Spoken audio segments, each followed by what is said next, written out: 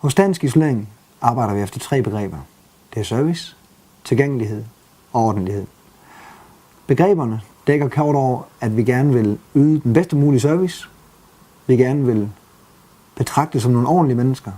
Også på den måde hele firmaet fungerer på, både internt, men også eksternt.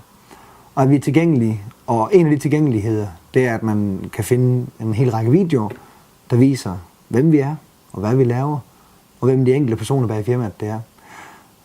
Både udførende, men også her på kontoret.